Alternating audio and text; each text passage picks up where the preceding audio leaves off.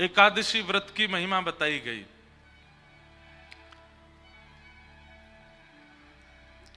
वैष्णवों को एकादशी निष्ठा, नाम निष्ठा और तुलसी निष्ठा, इन तीन निष्ठाओं में रहना चाहिए। ये तीन भाव आपके जीवन में होने चाहिए यदि आप वैष्णव हो तो। एकादशी निष्ठा, नाम निष्ठा और तुलसी निष्ठा। एकादशी व्रत के बाद फिर रास पंचाध्याय का प्रसंग सुनाया गया।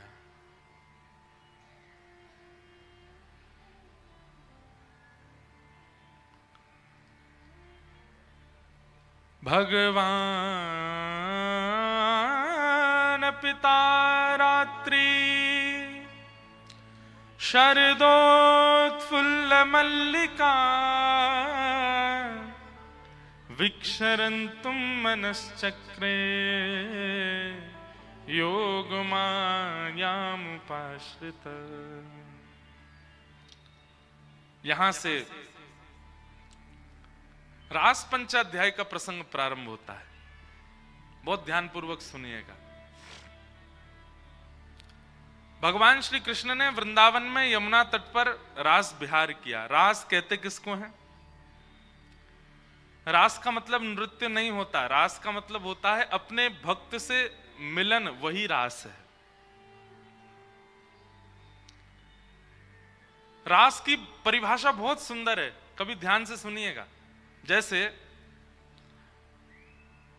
आप जिससे बहुत प्रेम करते हैं, वो बिना आपकी इच्छा के स्वयं आपके समीप आने लगे और आपके बिना कहे स्वयं आपके प्रति प्रेम प्रकट कर दे, इसको रास कहते हैं। रस और रास ये दो स्थिति हैं। अपने प्रेमी को रिझाने मनाने के लिए आप जो प्रयास करते हो वो सब रस कहलाता है, लेकिन आपके प्रयास से प्रसन्न होकर के एक दिन प्रेमी आपके समीप आ जाए, वो रास है। हम सब रस की स्थिति में हैं और हमको रास की स्थिति चाहिए। बहुत ध्यानपूर्वक सुनिएगा। हम जब जब वृंदावन जाते हैं, राधा रमन जी ऐसे ही मिलते हैं हमको। राधा रमन जी ऐसे ही रहते हैं, ये रस है। लेकिन किसी दिन आपने दर्शन किया और दर्शन करते करते जैसे ही आपने पलक झपक के दोबारा खोल करके देखा, तो एक क्षण के लिए ठाकुर जी की जो त्रिभंग झांकी थी उसमें कुछ परिवर्तन दिखाई दिया। या तो ठाकुर जी ऐसे से ऐसे हो गए, या ऐसे से ऐसे हो गए, या कोई एक क्षण के लिए ठाकुर जी की आकृति में कुछ अंतर सा दिखाई दिया, और फिर पलक झपक के देखा दोबारा ऐसे ही हो गए। ये एक क्षण के लिए बीच में जो आपके लिए ठाकुर जी ने किया, इसको रास कहते हैं। आपके लिए ठाकुर जी सहज हो गए। परमात्मा की प्रियतम की सहजावस्था को रास कहते हैं। सहज अवस्था समझते हैं?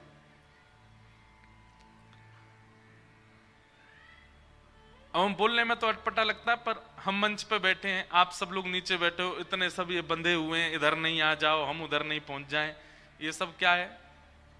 ये सहजावस्था नहीं है। लेकिन हम ये कूद काद के वहां पहुंच जाएं, आप लोगों के बीच में बैठ जाएं, आप जो लाए हो वो खाने लग जाएं, आपके संग बैठे वार्ता करने लगे, आपके संग नाचें डोलें, कल आनंद करेंगे, होली उत्सव है। उसी को क्या कहते हैं? रास। मतलब परमात्मा अपनी प्रभुता को त्याग करके अत्यंत सहज हो जाए, उसको रास कहते हैं। अभी ठाकुर जी सहज नहीं है, अभी हमारे लिए सहज नहीं है। एक दूरी बनी हुई है ठाकुर जी से, इसे कहते हैं रास। अनेकों के साथ रास हुआ, केवल गोपियों के साथ नहीं। जिस जिस भक्त का आप नाम लेंगे सबके साथ ठाकुर जी ने रास किया। धन्ना सेठ, उसके साथ रास हुआ। भौंदू भक्त, उसके साथ रास हुआ। मीराबाई के साथ रास हुआ। करमेती बाई के साथ रास हुआ। सूरदास, कुंभन दास, गोविंद दास, सबके साथ रास हुआ। गोविंद स्वामी हमारे ब्रजमंडल के एक बहुत अच्छे भक्त हुए, अष्ट सखाओं में गोविंद स्वामी। बाद में उन्होंने अपना नाम बदल लिया, गोविंद स्वामी से नाम कर लिया गोविंद दास।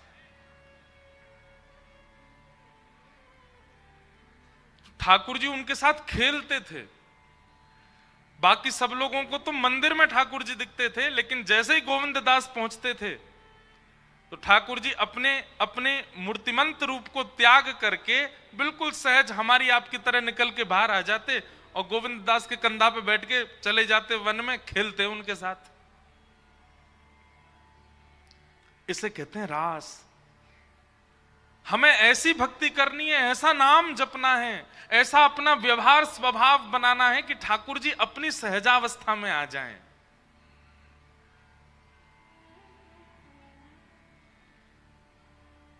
एक दिन गोविंद स्वामी से ठाकुर जी बोले, ए गोविंदा, हाँ छुपन छुपाई खेलेंगे चलो। और सबको दर्शन देने के बाद जैसे मंदिर बंद करने का समय आया, दोपहर में मंदिर बंद होते हैं हमारे ब्रज में।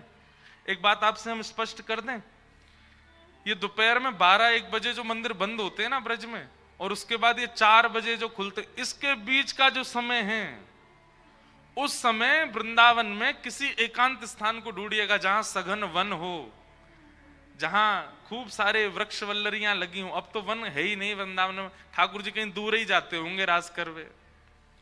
उस समय आप वृंदावन के किसी बीथिन में, वृंदावन के किसी वन उपवन में डोलिए और वहां भजन कीजिए। ठाकुर जी उस समय पर वन में ही होते हैं, इसीलिए मंदिर बंद। ठाकुर जी सोते नहीं है दोपहर में, 12 बजे से 4 बजे तक मंदिर बंद इसलिए नहीं होते कि ठाकुर जी सो रहे, नहीं, ठाकुर जी गैया चरावे गए वन में, वन में ही मिलेंगे आपको। या फिर गोविंद स्वामी जैसे, गोविंद दास जैसे किसी भक्त के साथ लीला करने गए ठाकुर जी, इसलिए सारे मंदिरों के कपाट बंद होते हैं दोपहर में। वही समय है ठाकुर जी के रास का। तो गोविंद दास के साथ ठाकुर जी छुपन छुपाई खेलवे गए।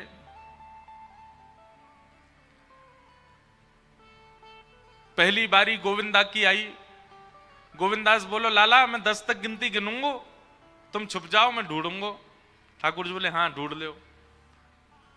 गोविंदास 1 2 3 4 ऐसे गिनने लगे। ठाकुर जी दौड़े, इधर उधर दौड़ करके दूर एक कदम्ब वृक्ष था, उसके ऊपर चढ़ गए। अब गोविंद दास की 10 गिनती पूरी भई तो उन्होंने बोला आ रहा हूं लाला, छुप जाओ। लेकिन गोविंद दास इतने चतुर, उनको पता है ठाकुर जी ने आज गुलाब का इत्र लगाया है, तो ठाकुर जी जहां जहां स्पर्श करते भागे होंगे वहीं से सुगंधी आ रही है। सूंघते हुए गोविंद दास जा रहे हैं। दूसरी बात, ठाकुर जी के चरणों में कुमकुम है, ठाकुर जी जहां जहां चरण रखते हैं वहां वहां कुमकुम छिड़क जाता है।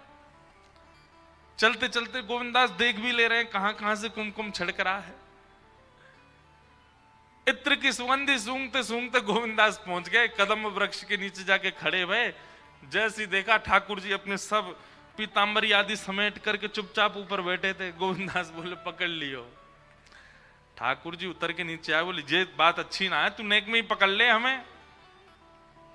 बोले बात मत बनाओ, जाओ चलो 10 तक गिनती गिनो, मैं छुपूंगा, ढूंढो। बहुत सुंदर लीला है। ठाकुर जी गए। अब ठाकुर जी ने 10 तक गिनती करी, 1 2 3 4, गोविंदास छुप गए जाकर के। ठाकुर जी आए ढूंढवे। अब गोविंद दास ना तो इत्र लगाते, ना उनके चरणों में से कुमकुम निकले। इतने गहरे वन में ऊपर वृक्ष पर जाके बैठ गए गोविंद दास।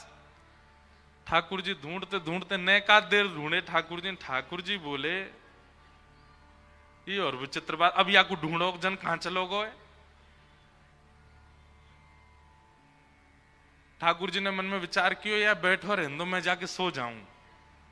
और ठाकुर जी दौड़ के गए मंदिर में, जाके सो गए। अपने बिस्तर पे पड़ गए प्रेम से। अब यहां गोविंद दास ऊपर वृक्ष पे बैठे हैं, मन में सोच रहे हैं ठाकुर जी आ रहे होंगे, अभी तक तो आए नहीं। सो गोविंद दास क्या कर रहे हैं, अपने आप को थोड़ा थोड़ा नीचे उतार रहे हैं कि मैं दिख जाऊं ठाकुर जी को। इतनी देर हो गई अभी तक आए नहीं। नेक उतरे पूरे ही उतर आए। और जहां ठाकुर जी खड़े हो गए गिनती के, वहीं पहुंच गए। बोले कहां है ठाकुर जी, पकड़ लियो, मैं जे खड़ो। लेकिन वहां ठाकुर जी तो है ही नहीं। इतने में शाम का समय हुआ, घंटे घड़ियाल बजे। मंदिर के। गोविंददास बोले ये घंटे घड़ियाल बज रहे हैं मंदिर में, ठाकुर जी मंदिर पहुंच गए? अच्छा, मोकू यहां बैठो छोड़, स्वयं जाए के और वहां सोए गए हो कमरा में, याकू बताऊं मैं अभी।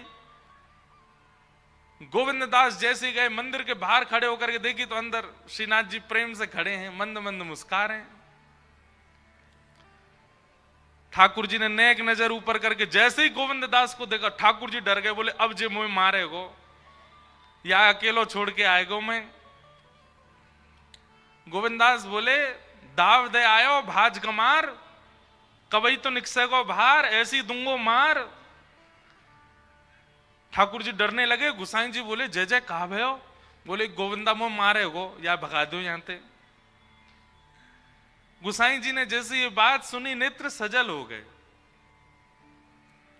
ठाकुर जी आप कितना प्रेम करते हैं, आप कितना स्नेह करते हैं, आप उनके साथ खेलने चले जाते हो। त्रिलोकीनाथ, तीनों लोकों का भार जिनके सिर पर है, वो इतने इतने सहज हैं, इतने सरल हैं कि सारे काम छोड़। यहां व्यक्ति महाराज ब्याह हो जाए, 2 बालक हो जाए तो उस पर इतना समय नहीं होता कि वो रोटी खा ले।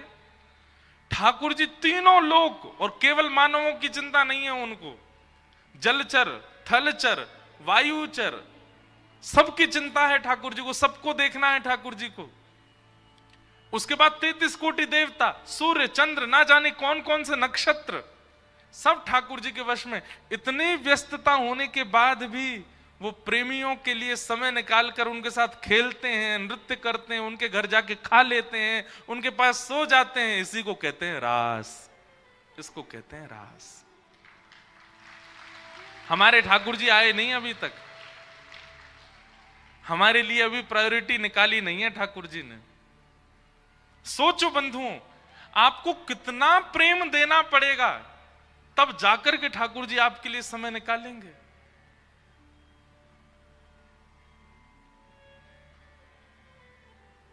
कितनी लीलाएं हैं। एक कृष्णदास जी की लीला है, इसमें सुनाता हूं कभी कभी कथा में। उन्होंने कहीं कथा में सुना, और ये महाभारत में ऐसा लिखा है कि अगर कोई व्यक्ति बेनागा बिना एक दिन भी छोड़े 12 वर्ष तक एक नियम का पालन करेगा, तो 12 वर्ष बाद उस नियम के प्रभाव से वो जो चाहेगा वो उसको मिल जाएगा। कोई भी एक सद नियम 12 वर्ष तक करना है, एक दिन भी आपकी छुट्टी नहीं होनी चाहिए उसमें। आपकी छुट्टी हो उसकी पूरी जिम्मेवारी ठाकुर जी रखेंगे। ऐसी ऐसी व्यवस्था कर देंगे कि आपका नियम पूरा ही नहीं हो पाए, लेकिन आपको फिर भी करना है। तो कृष्णदास जी नियम करते थे। उन्होंने नियम ले लिया ठाकुर जी को माला पहनाने का। बोले मैं रोज माला पहनाऊंगा ठाकुर जी है, और 12 वर्ष बाद मेरी एक ही इच्छा है कि 12 वर्ष तक मैं माला पहनाऊंगा, लेकिन 13वें वर्ष के पहले दिन ठाकुर जी को आना पड़ेगा मेरे पास माला पहनवे, मैं नहीं आऊंगा। नंदगांव में रहते थे, रोज माला बनाते और रोज लेकर के नंदगांव में ऊपर ठाकुर जी को पहनाते। बारिश हो, गर्मी हो, जाड़ा हो, बुखार हो, पीड़ा हो, कुछ भी हो जाए, लेकिन उनकी माला बेनागा रोज पहनाते। और माला पहनाने के बाद ठाकुर जी के कान में बोलते, लाला इतने दिना और रह गए, इतने महीना और रह गए, इतने वर्ष और रह गए। मेरी इच्छा पता है ना लाला, और कछु ना चाहिए, बस 13वें साल के पहले दिन तू आए जाइयो तो माला पहनाऊंगा वहीं अपनी कुटिया पे। 12 वर्ष पूर्ण होने लगे। अंतिम दिन था 12वें वर्ष का, और श्री कृष्णदास जी बेचारे रोते रोते जा रहे हैं। बोले मेरी सेवा पूरी है गई आज 12 वर्ष को नियम पूरा है गयो मेरो। ठाकुर जी के गले में माला पहनाई और कान में बोले लाला अब मेरी सेवा पूरी होगी, अब मैं ना आऊंगो, अब तू आइयो मेरी कुटिया पे। तेरे काज 56 भोग बना के रखूंगो, खीर बना के रखूंगो, मिष्ठान बनाऊंगो, पूड़ी बनाऊंगो, पराठे बनाऊंगो, लाला जो तू कहेगो सब पवाऊंगो। और मुंह कछु नहीं चाहिए, ना इंद्र को वैभव, ना यम की भूमि, कुछ नहीं चाहिए। केवल लाला मेरे घर आ जाए और मैं अपने हाथन से माला पहना दूं बस। 12 वर्ष तक बेनागा प्रत्येक दिन माला ठाकुर जी को पहनाई। 13वां वर्ष प्रारंभ हुआ, रात भर सोए नहीं, 56 भोग बनाए अपनी कुटिया में, सुंदर माला बना करके रखी। एक बहुत सुंदर पद है, मुझे याद आया अभी। पूरा घर तैयार करके श्री कृष्णदास जी उस मार्ग पर बैठ गए जिस मार्ग से ठाकुर जी को आना है, जो नंद भवन तक जाता है। उस मार्ग पर बैठ के पलक भी नहीं झपका रहे हैं अपनी, अपलक नेत्रों से बस मार्ग को देख रहे हैं। जरा सी हवा चलती है, कोई पत्ता हिलता है, तुरंत विचलित हो जाते हैं। जय जय आ गए, लाला आगे होगो। पलकन सोमग झारू मेरे, पलकन सोमग झारू, पलकन सोमग झारू मेरे, पलकन सोमग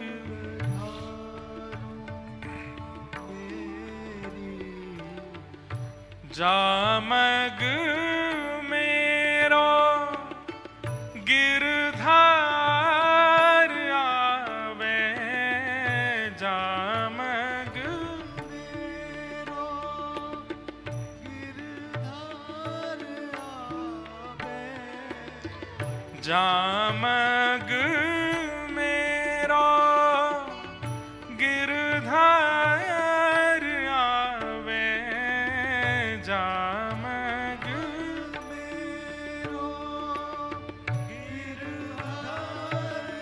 मग को मतलब रास्ता। जामग मेरो प्रियतम आवे, जामग मेरो प्रियतम आवे। हे तन मन जो बनवारू, मैं तो तन मन वारू मेरी, पलकन सोमग झारू मेरी, पलकन सोमग, पलकन सोमग झारू मेरे, पलकन सोमग झारू मेरे। सेज सवारू चंवर डुरावू, सेज सवारू चंवर डुरावू, मधुर मधुर स्वर गाऊं, मधुर मधुर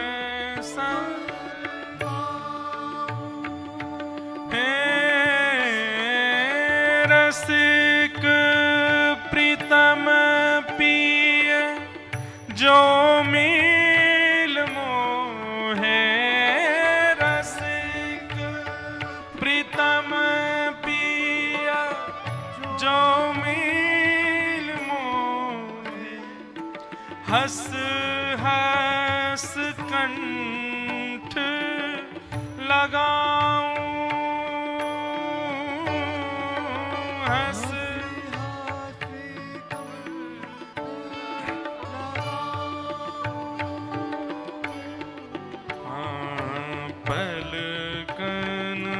सोमग झारूं मेरे पलकन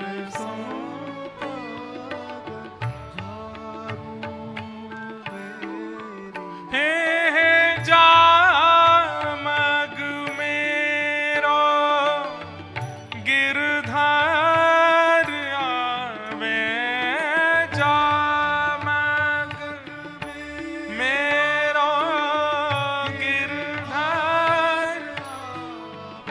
बंधुओं, प्रेम ऐसा होता है कि जिस राह पर, जिस डगर में प्रेमी रहता है ना, वो डगर भी प्रिय लगने लगती है।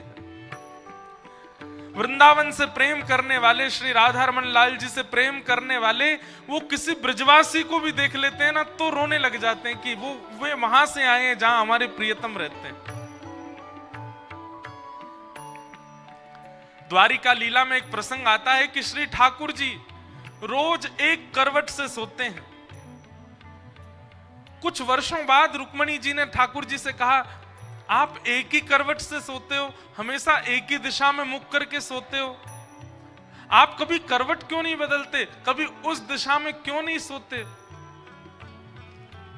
ठाकुर जी रोज इस बात को टाल देते। एक दिन रुक्मणी जी ने सौगंध देकर के कहा, आप मुझे बताइए, आप एक ही करवट से क्यों सोते हो?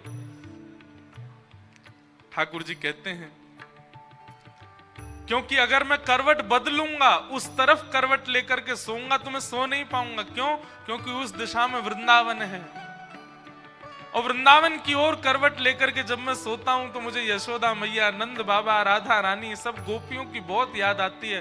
रात भर मेरे नेत्रों से नीर बहने लग जाता है। इसलिए मैं करवट बदल के सोता हूं ताकि वृंदावन की ओर, वृंदावन की दिशा में मुझे देखना ना पड़े, नहीं तो मैं रोक नहीं पाऊंगा स्वयं को। अरे कहां तक कहें, वो मार्ग प्रिय लगता है जहां प्रियतम रहते हैं, वहां के लोग प्रिय लगते हैं, वहां से आई हुई वस्तु प्रिय लगती है। अरे वो दिशा प्रिय लगने लगती है जिस दिशा में हमारे प्रियतम रहते हैं। जामग मेरो गिरधार आवे, जामग मेरो गिरधार आवे, तन मन जो बन वारूं, तन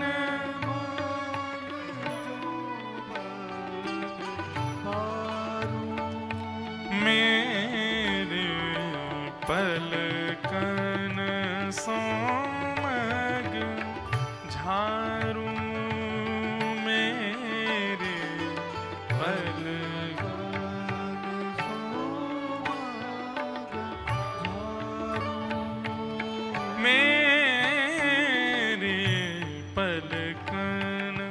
सोमग झारूं, मेरे पलकन सोमग झारूं, कृष्णदास आज सुबह से बैठे हैं उसी मार्ग में जिस मार्ग से नंद भवन से ठाकुर जी आएंगे। पलक भी नहीं झपका रहे हैं, अपनी आंख खोल करके बैठे हैं। बोले मैं वो क्षण, ऐसा ना हो कि मैं पलक झपकूं और उसी क्षण ठाकुर जी आ रहे हूं, वो क्षण में बिसराना नहीं चाहता, मैं छोड़ना नहीं चाहता। सुबह से दोपहर हो गई, ठाकुर जी नहीं आए। दोपहर से शाम हो गई, ठाकुर जी नहीं आए। शाम से रात हो गई, ठाकुर जी नहीं आए। रात से जब अर्धरात्रि हो गई तब तक भी कृष्णदास जी बैठे रहे। आ रहो होगो लाला, अभी व्यस्त होगो, यशोदा मैया ने पकड़ लियो होगो, नंद बाबा ने। आज से ज्यादा 100-150 साल पुरानी घटना है ये, नंदगांव की।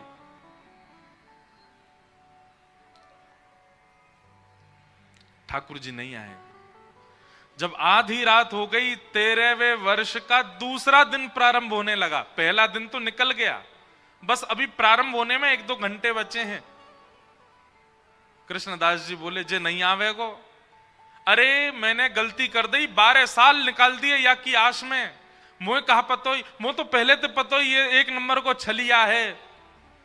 और ये तो बात को पक्को ना है, ब्रजवासी ने कह के गए परसों आ जाऊंगा, बरसों तक लौट के नहीं आए हो। मैंने कौन के चक्कर में 12 वर्ष अपने व्यर्थ कर दिए।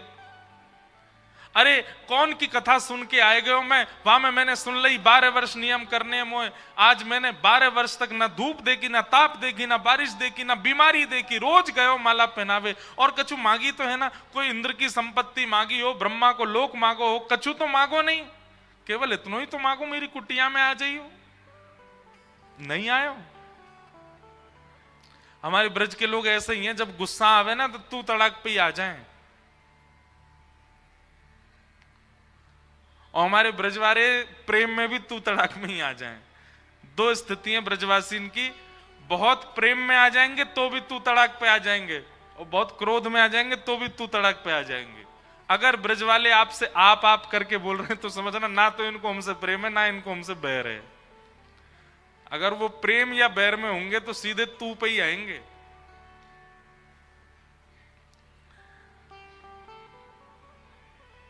कृष्णदास जी बोले अब ना रहूंगा यहाँ पे, अब एक क्षण भी ना रुकूंगा यहाँ पे। अपने सबरे बोरिया बिस्तर बांधे, जितना 56 भोग बनाया था ठाकुर जी के लिए वो सब भी डलिया में एक जगह भर लिया, सबकी पोटली बनाई, पूरी कुटिया को उजाड़ दिया अपनी को क्रोध में, और सब सामान लेकर के निकल पड़े।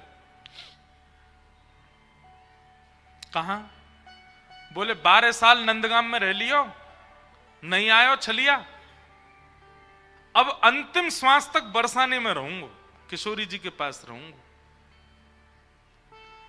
नंदगांव से बरसाना इतना दूर है, 7 किलोमीटर, पता ही नहीं चलती कब पहुंच गए।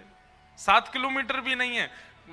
कई लीलाओं में तो ऐसा आता है कि किशोरी जी अटारी पे चढ़ करके नंदगांव में ये देख लेती हैं लाला क्या कर रहे हैं, ठाकुर जी गौचारण कर रहे हैं, ठाकुर जी को यशोदा मैया क्या कर, पूरे दिन किशोरी जी ऐसी बैठी रहे सज धज के, वहीं पे नंदगांव में देखती रहे, पास ही है दोनों। कृष्णदास जी जैसे बरसाने जाने लगे, इतने में ही सामने से गैयान को झुंड, अनेक गैया और बड़ी बड़ी गैया सब आ रही हैं चलती भाई। अब मार्ग पूरा गैयान ते भरो भाई, और कृष्णदास जी कोने खड़े है गए, प्रतीक्षा करने लगे सब गैया चली जाएं तो मैं आगे जाऊं। चलते चलते चलते चलते महाराज घंटे बीत गए, लेकिन गैयान को वो काफिलो खत्म नहीं भयो। कृष्णदास जी बोले भैया जी इतनी गैया मैंने जीवन में पहली बार देखी, कहां से आ रही हैं सबरी। इतने में ही अपने कंधा पे एक लाठी टांगे और उन पे दोनों हाथ टांगो, ऐसे चल तो भयो एक ग्वारिया हरो मदमस्त चाल में, ऊंची ऊंची धोती पहन रखी, पामन में कड़ूला पहन रखे हैं, गले में एक मोती की माला पहन रखी है, और सिर पे बढ़िया ऐसे घुमावदार पाग पहन रखी है, पीरो पीरो चंदन यहां तक लगा रखो है, और चल तो भयो बढ़िया गुनगुना तो भयो कछु आ रो एक ग्वारिया। कृष्णदास जी ने कही ओ भैया ओ ग्वारिया के इतकुआ। ग्वारिया गयो, कहा बात है बाबा? बोले भैया ही कौन की गैया है, इतनी गैया मैं कब तक खड़ा हूं यहाँ पे, जी पूरी ना है रही। अरे बाबा जी नंद भवन गैया है, 9 लाख गैया है, खड़े खड़े 2 दिन निकल जाएंगे तो मैं तो पूरी ना होंगी, इतनी गैया है। कृष्णदास जी बोले भैया मैं तो भूखो मरो, पूरा दिन है क्यों कछु खायो ना पियो, पूरे दिन प्रतीक्षा करते रहो, अब ये गैया और आ गई है सामने, अब मैं तो यहीं बैठ रहा हूं, यहीं बैठ के भोजन पा रहा हूं, फिर तब तक गैया चली जाएंगी, फिर जाऊंगा बरसाने।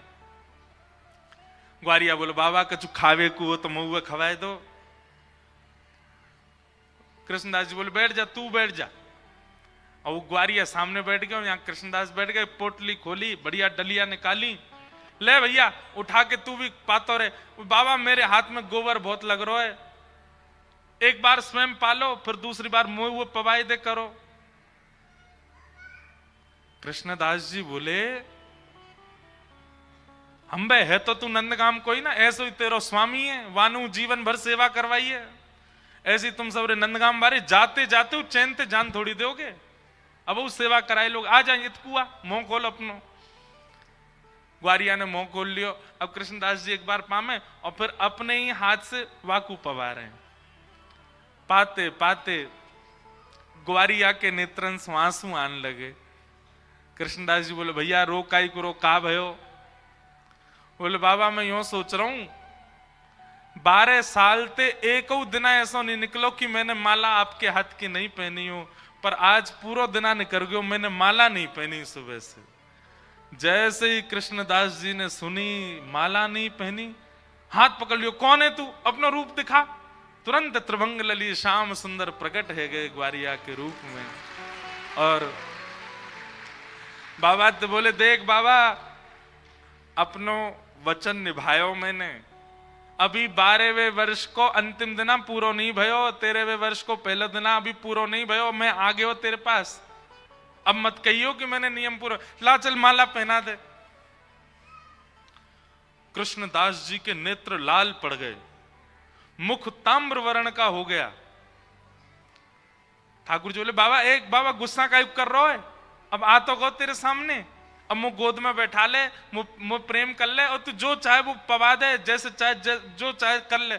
कृष्णदास जी बोले मैं सब समझ रहा हूं, तू काई को आयो है। बोले 12 वर्ष नंदगाम में रहो कभी नहीं आयो, लेकिन बरसाने की तरफ मुख कहा कियो कि प्रकट है वो सामने, अब ना रहूंगा यहां पे। और अपने सब पोटली ओटली उठा के सीधे भागे बरसाने, ठाकुर जी पीछे पीछे दौड़े, अरे बाबा रुक जा मैं आ तो गयो। बोलना है किशोरी जी की तरफ मुख कियो तो तू प्रकट है गयो, किशोरी जी के चरणन में रहूंगा तो तू रोज हाजिरी लगावे आवे, वो मही में ले करूंगा तो ते। और सुन लाला, ठाकुर जी बोले कहा, बोले आज तक मेरो नाम कृष्णदास, आज मैं अपना नाम बदल रहा हूं, अब मेरा नाम है राधा दास, अब मैं वही बन के रहूंगा, अब मैं ही रहूंगा। और श्री कृष्णदास जी राधा दास बन गए और श्री जी के चरणन में जाकर के आनंद सो विराजे। ये है रास। ये क्या है? रास। हमारे साथ नहीं होता। हम तो सुबह बत्ती घुमाई दई, अगरबत्ती घुमाई दई, भोग लगा दियो, चना चनोरी को पाले ही चले गए, रात में आकर के वही भोग लगा के सो गए। आजकल बस थोड़ी बहुत नाम जप में थोड़ी रुचि बन गई है, थोड़ी कथा वथा सुन लेते हैं, इसके अलावा कुछ नहीं। हमारी इच्छा ही नहीं है कि हमारे ठाकुर हमारे संग रास करें, तो वो भी क्यों करेंगे? आज ही विचार करो कि ठाकुर जी बहुत दिन है गए, लड्डू गोपाल बने, यूं ही रहे हो हमेशा, अब ने हमारी सेवा को फल हमें दो। का फल चाहिए? वैकुंठ नहीं चाहिए, स्वर्ग नहीं चाहिए, अब फल ये चाहिए कि आप सहज है कि हमसे बात करो, हमारे साथ घूमो, हमारे संग चलो, कोई और को नहीं दिखने चाहिए, कोई और को पता नहीं चले, पर अब हमारे संग रास करो। कथा सुनवे को, नाम जप करवे को, भक्ति मार्ग में चलवे को, यही फल हमें चाहिए कि जब तक हमारे प्राण हैं तन में, हमें रास को अनुभव हो ठाकुर जी के साथ। तो रास का मतलब क्या है? परमात्मा की सहजता को रास कहते हैं। अभी परमात्मा कैसे हैं? अभी परमात्मा सहज नहीं है, असहज हैं। ये देखो पहले दिना ते 7वें दिना ऐसे ही खड़े हैं, न को परिवर्तन नहीं आयो इनमें। क्यों? ये असहज है। और प्रेम का यही स्वरूप है कि वो असहज व्यक्ति को सहज बना देता है। प्रेम। ठाकुर जी हैं तो बहुत सहज, उनका चित्त, उनका स्वभाव बहुत सहज है, पर हम आप सब लोगों की भावना को वो देखना चाह रहे हैं। अगर वो प्रेम युक्त होगी तो ठाकुर जी सहज बनने को तो तैयार बैठे हैं, आप सहज बनाओ उनको। इसी को कहते हैं रास, ठाकुर जी की सहजता। ब्रज की गोपियां, ये ब्रज की गोपियां कौन है? ये सामान्य स्त्रियां नहीं है। श्रुति रूपा, रुचि रूपा, स्मृति रूपा सब गोपियां हैं। ये सब गोपियां ठाकुर जी को प्राप्त करना चाहती हैं। ये दंडकारण्य वन के संत हैं, जो रामावतार में संत दंडक वन में बैठ करके राम दर्शन की उपासना कर रहे थे, वही सब संत ही द्वापर में गोपी बनकर के आए हैं। इन सब गोपियों को ठाकुर जी के जन्म से ही पता है कि ये पर ब्रह्म है, ये परमात्मा है।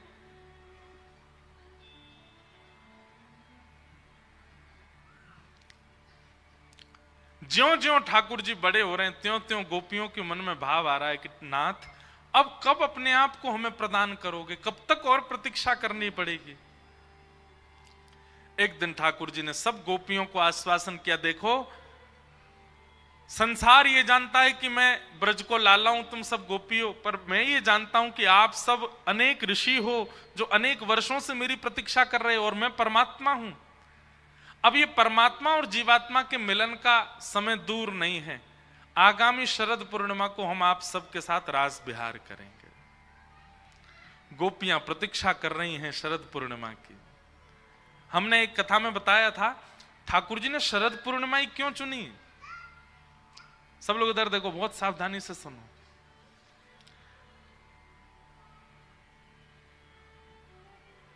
जनकपुर के पुष्प वाटिका में राम जी ने सीता जी को पहली बार जो देखा था वो तिथि भी शरद पूर्णिमा ही थी। वो तिथि भी शरद पूर्णिमा ही थी। और उस दिन अभी राम कथा में ऐसा वर्णन आता है कि जब राम जी पुष्प वाटिका में घूम रहे थे तो कुछ सखियों ने, सीता जी की सखियों ने दूर से राम जी को देखा, और राम जी को देखते ही वो तो भाव विह्वल हो गई, दौड़ी दौड़ी सीता जी के पास गई, बोले एक गौर है एक श्याम, गौर श्याम दो भाई विचरण कर रहे हैं, इतने सुंदर हैं। गौर वाले तो सुंदर हैं पर श्याम वर्ण के तो इतने सुंदर हैं कि उनको देख करके बस यूं लग रहा हो कहा न्योछावर कर दें इन पे। हे सियाजू उनके दर्शन को चलो। तो यहां से पुष्प बीनती भाई सीता जी आ रही हैं, सामने से राम जी आ रहे हैं। तो उस समय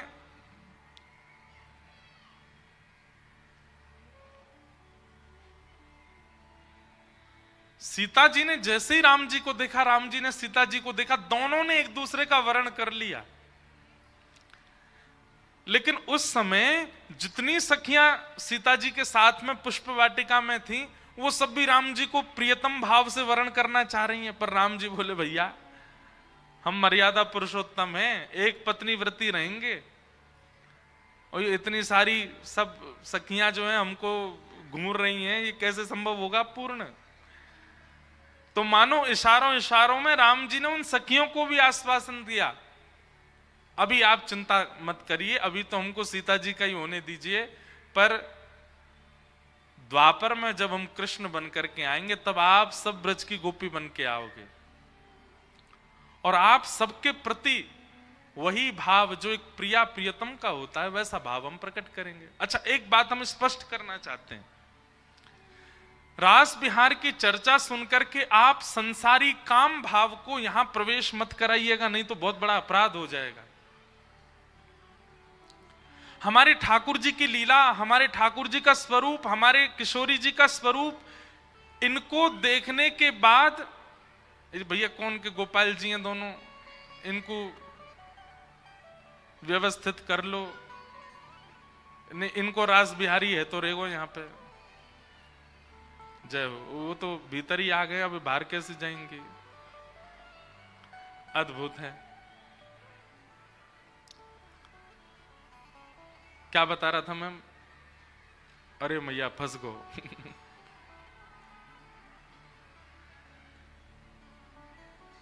ये भीतर घुसी कैसे नीचे से? बैठ जाओ। क्या बता रहे थे? बोलो वृंदावन बिहारी लाल की। बच्चे भी कितने उद्यमी होते, बताओ, सिर वेर घुमा के घुसा दिया भीतर बैरिकेटिंग में, अब बाहर नहीं निकल पा रही थी।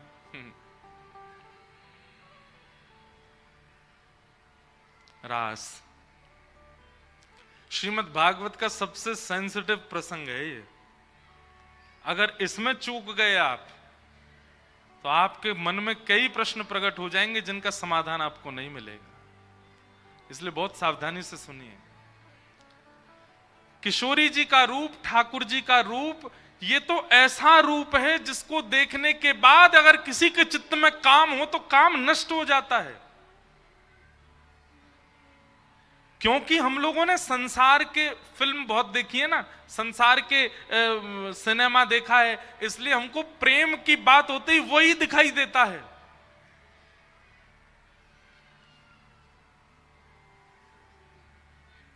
हमारे स्वामी श्री हरदास जी महाराज की परंपरा का एक बहुत सुंदर पद है, शायद स्वामी जी का ही पद है, ज्यों ज्यों देखूं तेरो मुख त्यों त्यों नयो नयो लागे। स्वामी जी को ही पद है ना।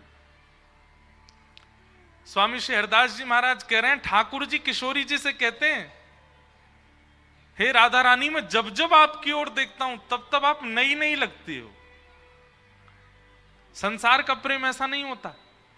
अपने बगल वाले को देखो आप लोग, वो जैसा दिख रहा है हर पलक झपकने पर वो पुराना सा होता चला जाएगा। ये संसार का स्वरूप है। पर किशोरी ठाकुर जी का प्रेम कैसा है, ठाकुर जी के प्रति प्रेम कैसा है?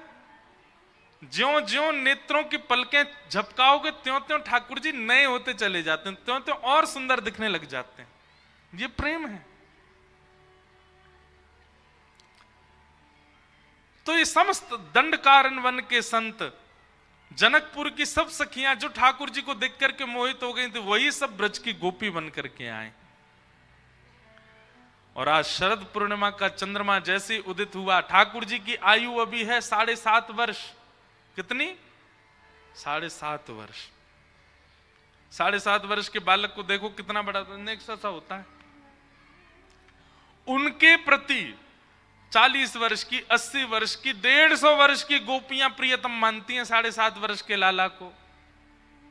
उनको ऐसे देखती हैं ये हमारे प्रियतम। ये कैसे संभव हो सकता है? ये काम होगा तो संभव नहीं है। काम में तो आयु प्रधान होती है। प्रेम में ये स्वच्छंद प्रेम है, जहां छोटे से श्री कृष्ण में प्रियतम दिखाई दे रहे हैं, क्योंकि ये जानती हैं गोपियां की सामान्य नहीं है।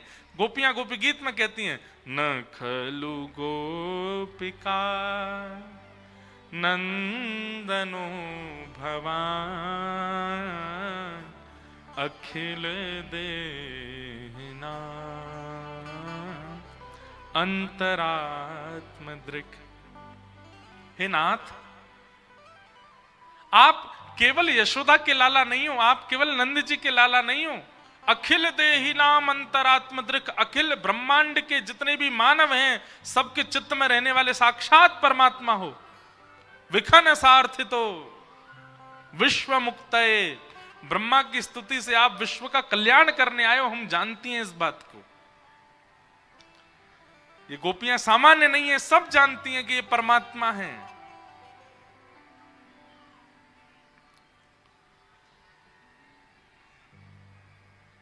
आज शरद पूर्णिमा की रात्रि जैसे ही ठाकुर जी ने वेणुनाद करना प्रारंभ किया, सब गोपियां अपने अपने गृह कार्य को यथावत छोड़ करके दौड़ी हैं श्री कृष्ण से मिलने के लिए। बंधु, एक बात बहुत ध्यान से सुनिएगा। ठाकुर जी का स्वभाव है वो एक ही बार पुकारते हैं, और वो किसी भी रूप में पुकार सकते हैं। या तो स्वप्न में ऐसा कुछ दिखने लग जाएगा, वृंदावन का दर्शन, यमुना जी का दर्शन, सघन वन का दर्शन, गोपियों का दर्शन, वृंदावन के ब्रजवासियों का दर्शन, तो समझ जाइए ठाकुर जी पुकार रहे हैं।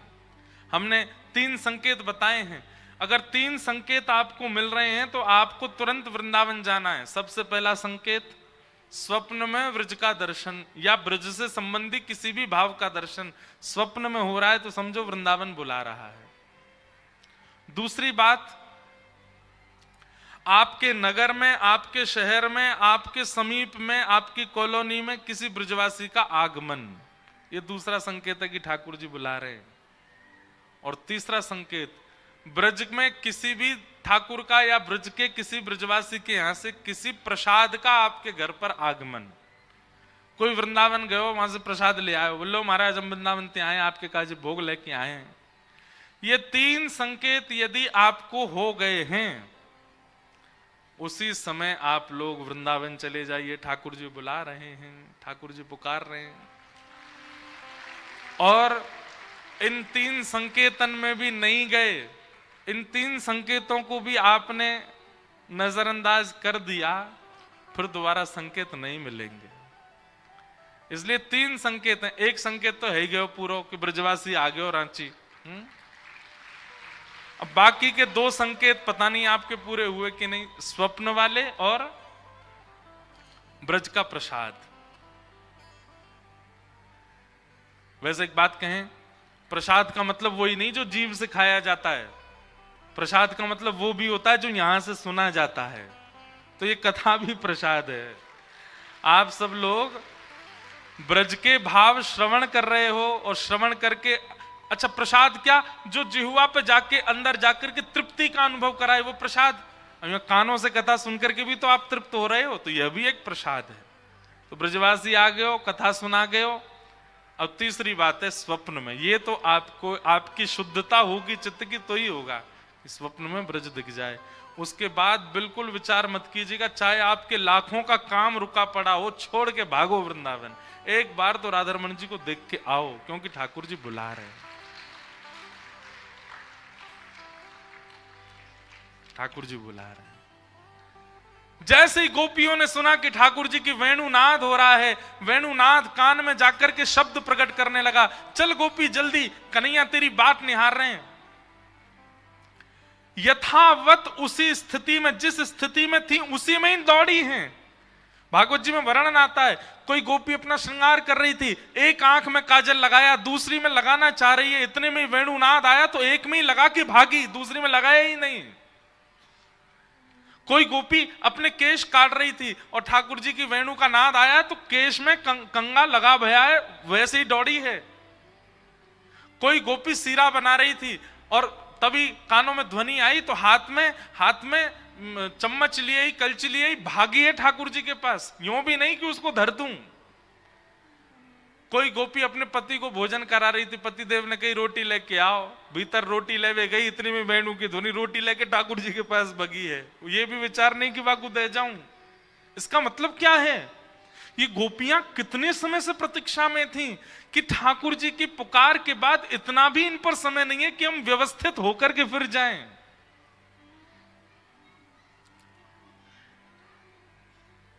सब गोपियां दौड़ी। अगर गोपियों की स्थिति देखी जाए तो इस समय गोपियां सब अस्त व्यस्त हैं।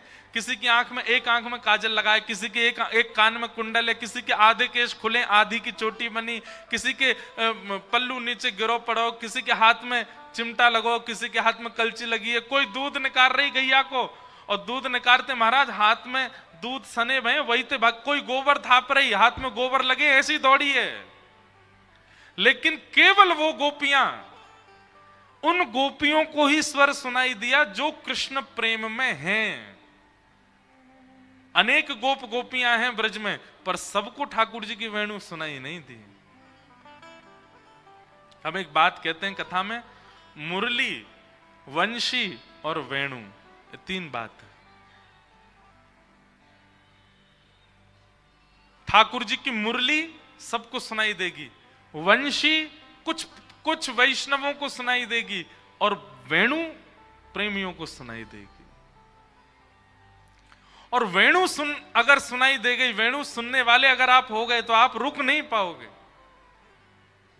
गोपियां दौड़ी, सब दौड़ करके पहुंच गई वन में। ठाकुर जी थोड़ी देर वंशी बजाते रहे, नेत्र खोल करके देखा तो असंख्य लाखों गोपियां सामने खड़ी हैं अस्त व्यस्त अवस्था में, और सब प्रेम भर के ठाकुर जी को देख रही। आज मानो युगों युगों की प्रतीक्षा पूरी हुई है। भगवान ने जैसी गोपियों को देखा, स्वागतम वो महाभाग प्रियम किम करवाणि व ब्रजस्या नामयम कश्चित ब्रूतागमन कारणम। आइए आइए आइए, स्वागतम स्वागतम स्वागतम। आप सब गोपियों का आने का कारण बताएंगी, आप क्यों आई हैं? गोपियां मन में सोचने लगी, एक तो निमंत्रण दिया, ऊपर से बंशी बजा के बुलाए लिए, हम सबरी ऐसी स्थिति में आ गई, अब हमसे पूछ रहे हैं आने का कारण। गोपियों ने कुछ उत्तर नहीं दिया तो ठाकुर जी पतिव्रता नारी के धर्म समझाने लगे। ठाकुर जी भयभीत करने लगे, तुम अपने बच्चों को छोड़ के आ गई, अपने पति को छोड़ के आ गई, अपने सास ससुर को छोड़ के। राम राम राम राम राम, एक कन्या को ऐसा नहीं करना चाहिए, कितना बड़ा जघन्य पाप लगता है, तुमको नरक जाना पड़ेगा, आदि आदि ठाकुर जी धर्मशास्त्र की बातें बताने लगे गोपियों को। चलो लौट जाओ, वापस अपने अपने घर को चली जाओ। पर प्रेमी को भय नहीं लगता। मैंने एक बात कही है कथा में, धर्म अर्थ काम मोक्ष, ये चतुर्विध पुरुषार्थ के बिना हम में से कोई नहीं रह सकता, लेकिन प्रेमी को इन चारों की चिंता नहीं होती। प्रेमी को चिंता नहीं होती कि धर्म अधर्म हो जाएगा, उसका प्रेम प्रधान है। भैया देखो, हम प्रेम की चर्चा करते हैं तो ये छोरा छोरी ने मत लियो आजकल किन ने, बिल्कुल भी उनको मत लीजिए। प्रेम की चर्चा हो तो मीराबाई को लीजिएगा, सूरदास जी को लीजिएगा, कुम्मनदास जी को लीजिएगा, तुलसीदास जी को लीजिएगा। कई लोग हमारे प्रेम की चर्चा को आजकल के युवाओं के प्रेम में बांध देते हैं। वो वाला प्रेम वो प्यार होता है, वो प्रेम नहीं है, उसमें मत ले जाइएगा। प्रेमी धर्म की चिंता नहीं करता, प्रेमी अर्थ की चिंता नहीं करता। अर्थ किसे कहते हैं? धन। उसको धन की चिंता नहीं होती। प्रेमी कामनाओं की पूर्ति की चिंता नहीं कर। अत्यंत प्रेमी व्यक्ति होगा, उसकी कोई कामना भी नहीं होगी, अपने प्रेमी से भी कामना नहीं रखेगा वो। और प्रेमी को मोक्ष की भी चिंता नहीं होती, उसको मोक्ष की भी परवाह नहीं है, वो तो बस प्रेम में ही रहता है। गोपियों को ठाकुर जी पातिव्रत धर्म समझा रहे हैं। गोपियां खड़ी खड़ी सुन रही हैं, भयभीत नहीं हुई। अंत में गोपियों ने प्रणय गीत गाया कि मैं एवं विभोर्हति भवान गदितुम ऋषंशम संत्यज्य सर्व विषयांस्तव पादमूलम भक्ता भजस्व दुर्वग्रहमात्यजास्मा देवो यथादि पुरुषो भजते मुमुक्षुम। गोपियां कहने लगी, कन्हैया आप कहते हो सब छोड़ करके मेरी शरण में आ जाओ, और आज जब हम सब छोड़ करके आ गए तो हमसे कह रहे हो वापस चली जाओ। हमने किसी बात की चिंता नहीं करी, लोग क्या कहेंगे, लाज क्या कहेगी, मर्यादा क्या कहेंगे, धर्म क्या कहेंगे, सब छोड़ करके आपकी शरण में आ गए, और आप कह रहे हो वापस चले जाओ।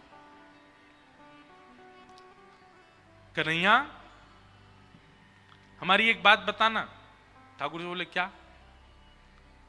एक पतिव्रता नारी अपने पति के बिना ना सोती है, ना खाती है, ना रहती है, ना जाती है, कुछ नहीं करती, पति प्रधान, उसको पतिव्रता कहते हैं। लेकिन उसका पति किसी कारण से विदेश चला गया, और विदेश जाते समय पत्नी से कह गया कि अब तुम कैसे रहोगी मेरे बिना। पत्नी बोली, कैसे रहूं बताओ। लो मेरी एक मूर्ति ले लो, इसी को नहलाना, इसी को खिलाना, इसके संग ही रहना, इसको मेरा ही अंश समझना जब तक मैं आ ना जाऊं। सब लोग इधर देखिए, बहुत सावधानी से सुनिए। पति कह के गया, इसको मेरा ही अंश समझना। अब वो पत्नी मूर्ति वाले पति को ही अपना पति मानती, क्योंकि असली पति तो विदेश है। 5 वर्ष तक पति लौट करके नहीं आया, लेकिन उस पत्नी का विश्वास नहीं डगमगाया, वो मूर्ति के पति को ही अपना पति मानती। अब एक दिन रात्रि का समय, उसका मूर्ति वाला पति जो है वो सो रहा है, और पत्नी उसके चरण दबा रही है। इतने में असली पति आ गया द्वार पे। अब बताओ कन्हैया, उसको क्या करना चाहिए? अगर वो गेट ना खोले तो उसका द्वार पर असली पति खड़ा है, और यदि वो उठ के जावे तो 5 साल से जिसको पति मान रही है उसके प्रति विश्वास भंग हो जाएगा। क्या करना चाहिए बताओ एक पतिव्रता नारी को? ठाकुर जी बोले, इसमें सोचने वाली क्या बात है? असली पति जब द्वार पर आ गया तो फिर मूर्ति वाले पति में कोई अस्तित्व है ही नहीं। विश्वास तो प्रगाढ़ पति के प्रति है ना। तब तक जब तक वो नहीं था उसकी अनुपस्थिति में ये थे, लेकिन अब असली उपस्थित है तो फिर ये तो मूर्ति है ना, असली को स्वागत करना चाहिए। गोपियां ताली बजा के बोली, आपने सही उत्तर दिया और हमने वही किया। अभी तक जिसको पति माना, जिसको परिवार माना, जिसको मां माना, पिता माना, जो भी संबंध संसार के थे, ये सब मूर्तियां थी, आपने हमको प्रदान कर रखी थी। जब तक मैं ना मिलूं तब तक इन्हीं को सब मानना। और आज जब आप हमारे सामने आ गए और हम सबको छोड़ करके आपके पास आ गए, तो फिर हमने क्या गलत किया बताओ? गोपियों, ये गोबर थापने वाली गोपियां हैं। ये ब्रज की वो गोपियां हैं जो गैया चराती हैं, गोबर थापती हैं, दूध निकालती हैं। कोई यूनिवर्सिटी कॉलेज में पढ़ने नहीं गई, लेकिन इनकी प्रेम की भाषा के आगे त्रिलोकी नाथ भी चुप हो गए, कुछ नहीं बोल पाए।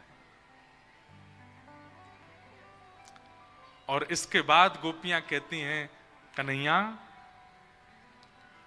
चित्तम सुखेन भवता पहितम ग्रहेषु यन्निर्विशस्य तु करावपि गृह्य कृत्ये पादौ पदम न चलतस्तव पादमूलम यामः कथम ब्रजमथो करवाम किं वा।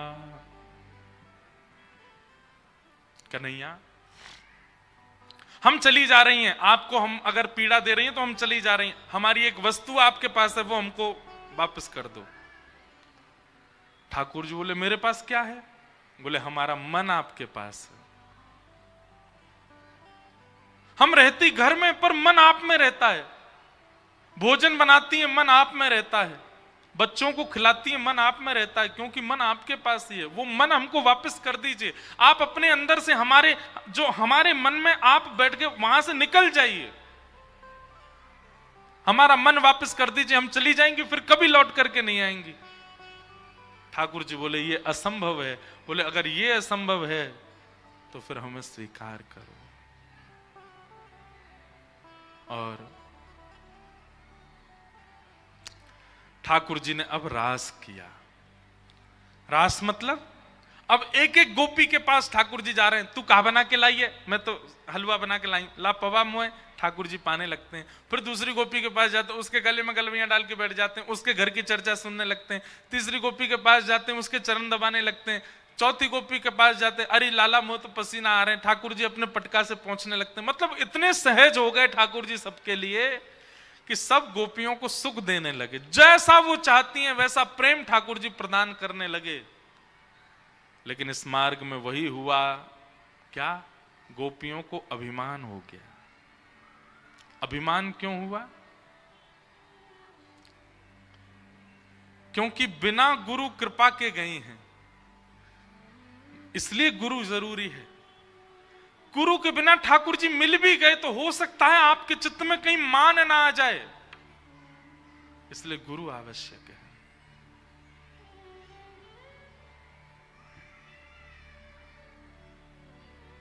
ठाकुर जी अंतर ध्यान हो गए। मान अगर आ गया आपके चित्त में, मैं एक बात कहता हूं बंधुओं, हमारे ठाकुर जी, हमारे गिरधरलाल ऐसे ही क्यों रहते हैं? राधारमण जी ऐसे ही क्यों रहते हैं? राधा वल्लभ जी ऐसे ही क्यों रहते हैं? वो कभी अपने हाथ सीधे क्यों ना करें? वो बैठे काई कुनाए, वो लेटे काई कुनाए, वो बोले काई कुनाए? क्योंकि उनको हमारे मान की चिंता है। कहीं हमारे ठाकुर जी अगर अपने वास्तविक रूप से निकल करके बोलने चालने लग गए तो हमको मान हो जाएगा कि ओहो देखा मेरी भक्ति से, देखो ठाकुर जी बोलने लग गए, ठाकुर जी चलने लग गए।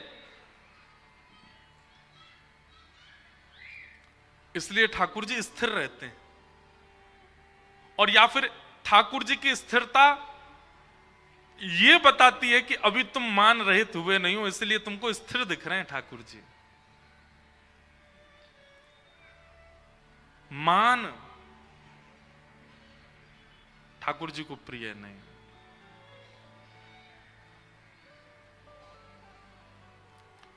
सब गोपियों के बीच से जब ठाकुर जी अंतर ध्यान हो गए, गोपियां रोते रोते ढूंढने लगी कहां गए श्याम सुंदर। और तब गोपियां यमुना तट पर गईं, वहां किशोरी जी बैठी हैं। सब गोपियां किशोरी जी के चरणों में प्रणाम कर रही हैं। ठाकुर जी का जो अंतर ध्यान का प्रसंग और गोपियों के भाव का जो प्रसंग है ना, बहुत विस्तृत है, यहां हमने तो कुछ कहा ही नहीं है। गोपियों की स्थिति क्या हो गई कि वे जड़ से भी बातें करने लग गई, वृक्षों से पूछने लग गई, तुलसी से कहने लगी अरे तू तो हमारी सौतन है, तेरे बगैर तो ना दूध पी में, ना पानी पी में, ना रोटी खा में, तू जब तक ना पड़े तब तक भोजन ना करें, तो पता होगी कहां चले गए, तू बता दे। मोर से पूछने लगे तू तो उनके सिर पे विराजे, तू बता दे वो कहां चले गए। वृक्षों से पूछने लगे तुम्हारी ओट में आके, आड़ में आकर के वंशी बजा में, तुम बता दो वो कहां चले गए।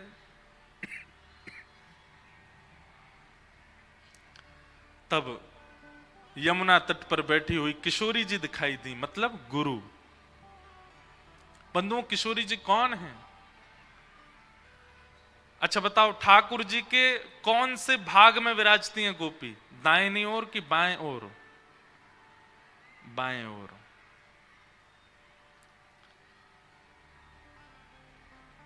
बामा, इसलिए उनको बोलते हैं ये कौन है? ठाकुर जी की बामा है।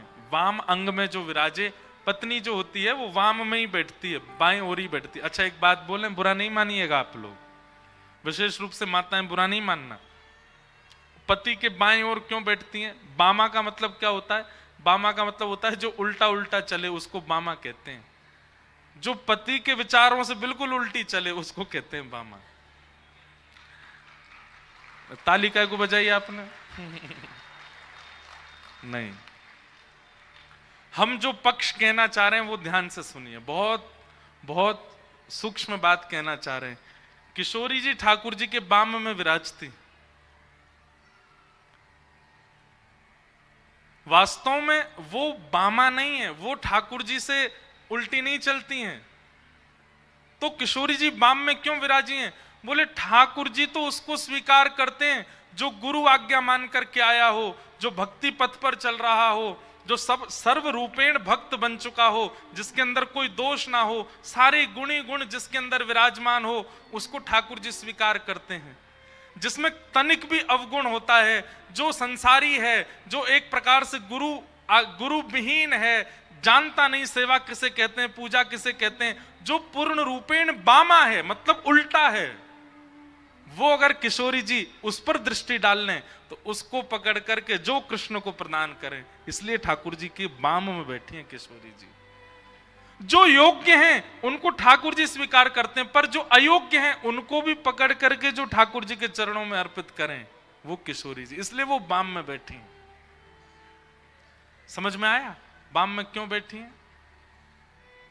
जो बामा हैं, जो उल्टी बुद्धि वाले हैं, जो उल्टे स्वभाव वाले हैं, जो उल्टे कृत्य करते हैं, वे भी यदि कभी किसी कारण से गिर जाएं चरणों में आकर के, तो ठाकुर जी तो एक बार सोचेंगे याने पूर्व में ऐसे ऐसे काम किए, या मैं स्वीकार ना करूंगा।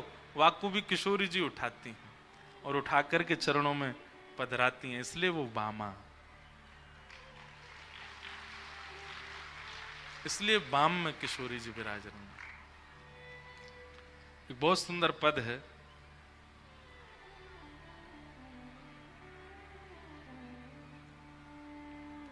किशोरी मेरी करुणा की भंडार।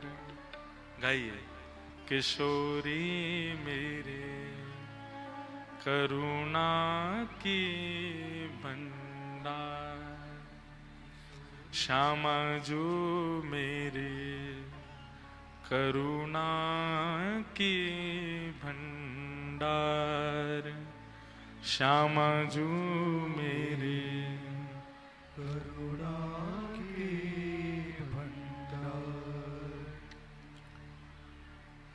तज घन श्याम झटपट धावती, तज घन श्याम झटपट धावती। किशोरी जी ठाकुर जी को एक क्षण के लिए भी नहीं छोड़ती हैं, पर लेकिन कोई किशोरी जी को करुण पुकार से पुकारे तो ऐसे श्याम सुंदर जो सदा किशोरी जी के चित्त में रहते उनको भी छोड़ के भागती हैं किशोरी जी, उसको संभालने के लिए, उसको संवारने के लिए। जैसे एक मां, पत्नी अपने पति से बहुत प्रेम करती है, लेकिन दूर कक्ष में यदि पुत्र रोने लगे, पुत्री रोने लगे, तुरंत छोड़ करके जाती है।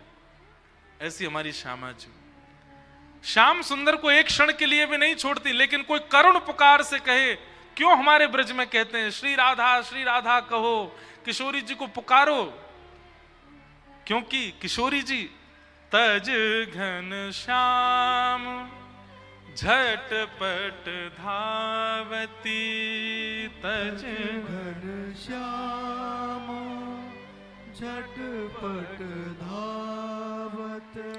सुन कर दीन पुकार, सुन कर दीन पुकार। दीन जान अपनावत जन को दीन जान, अपनावत जन को चाराखत चरण में जा, राखत चरण में जा, किशोरी मोरी करुणा की भंडार, किशोरी मेरी करुणा की भंडार, श्यामा जो मेरी करुणा की भंडार, श्यामा जो मेरी करुणा की भंडार। और क्या करती हैं किशोरी जी? जो लोग कहते हैं श्री राधा कहने से क्या होता है, सुनिए, ये यही होता है जो इस पद में लिखा है।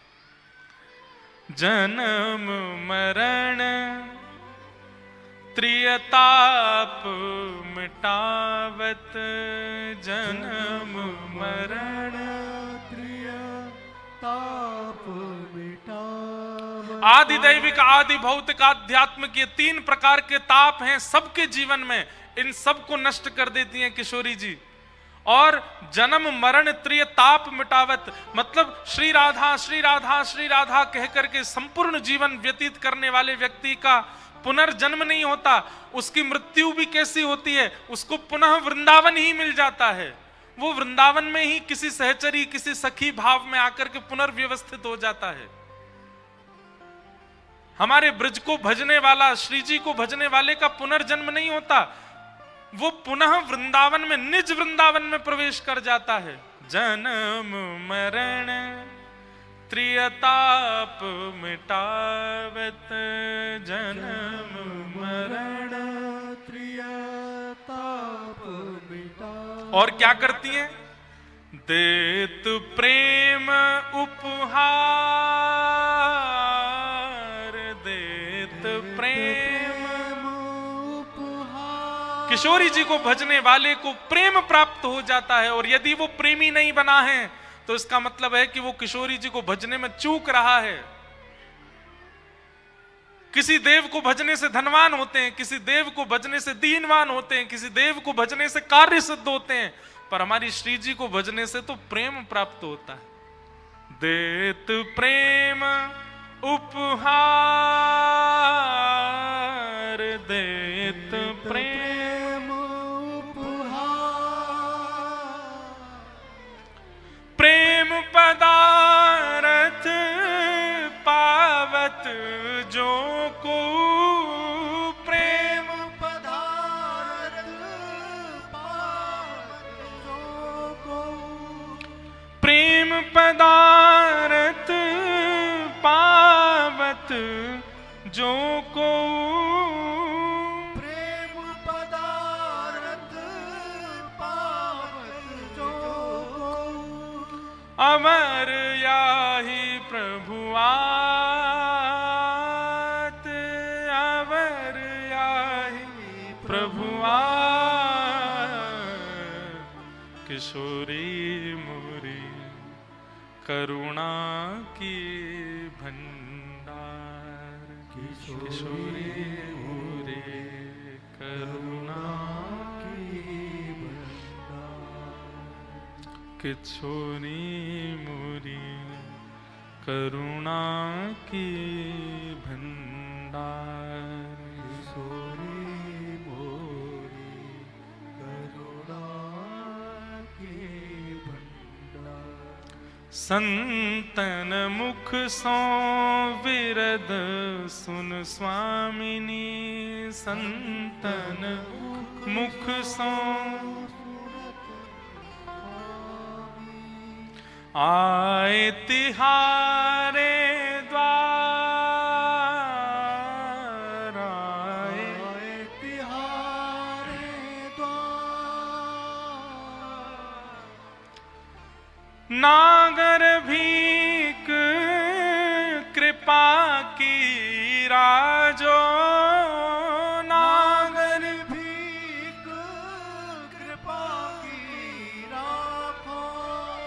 ठाड़ो हाथ पसार, ठाड़ो हाथ ठाड़ो हाथ पसार, किशोरी मोरी करुणा की भंडार। किशोरी मोरी करुणा की भंडार। ठाकुर जी कृपा करवे में कभी कभी संकोच कर दें, पर हमारी किशोरी जी संकोच ना करें। जो किशोरी जी के सन्मुख पहुंच जाए, बस ऐसा भी ना है कि किशोरी जी आपसे चाह रही हैं कि आप उनके नाम को भजो, लेकिन भैया दृष्टि के सामने तो आओ, कभी उनके सामने पढ़ तो जाओ। और एक बात हम भैया हाथ जोड़ के निवेदन कर दें, हमारे वृंदावन के प्रिया प्रियतम से कभी संसार की कोई वस्तु मत मांगी हो। वे नित्य बिहार बिहारिणी हैं, वो नित्य बिहार में लगे रहें ब्रजमंडल में। उनको संकोच मत करो, उनके बिहार में हस्तक्षेप मत करो। आप जाकर के गाड़ी बंगला दुकान मकान ये सब वृंदावन ठाकुर से तो मत मांगो। वाक्य लैया ठाकुर ने अनेक रूप धारण कर रखे हैं पूरे भारत में। वृंदावन चंद सो वृंदावन युगल बिहारी से तो केवल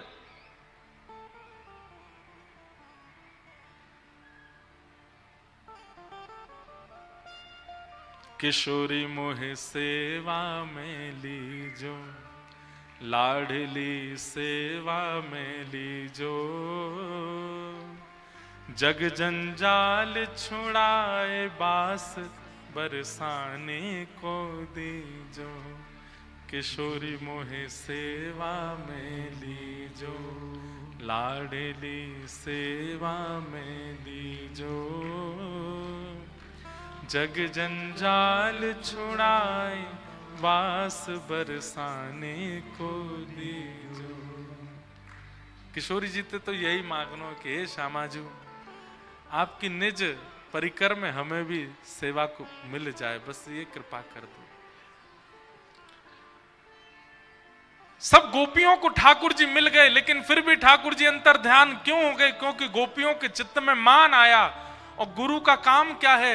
वो शिष्य के चित्त में, भक्त के चित्त में मान को प्रकट नहीं होने देता।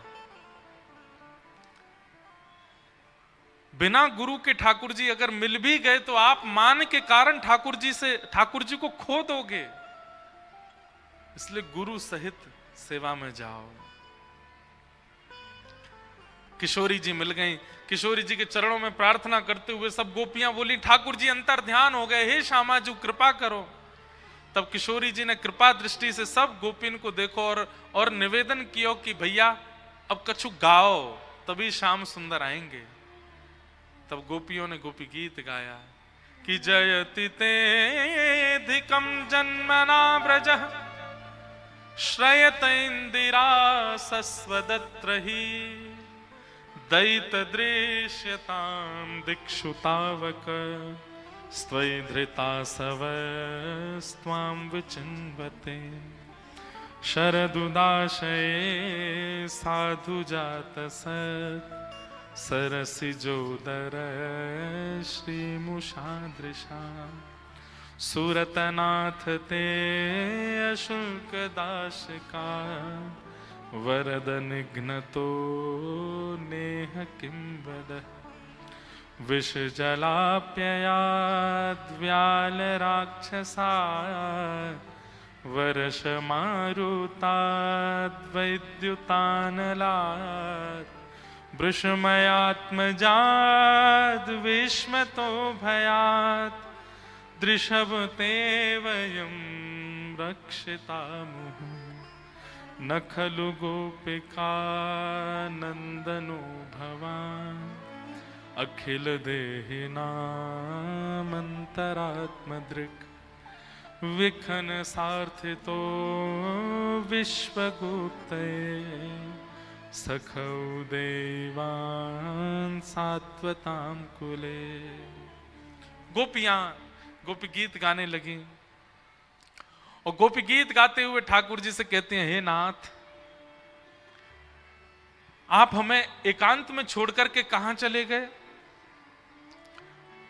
अटति यद्भवान् हि काननम् त्रुटयुगायते त्वां पश्यताम् कुटिलकुन्तलं श्रीमुखं च ते जड उदीक्षतां पक्ष्मकृदृशाम् पतिसुतान्वय भ्रातृबान्धव अतिविलङ्घ्यते त्यच्युतागता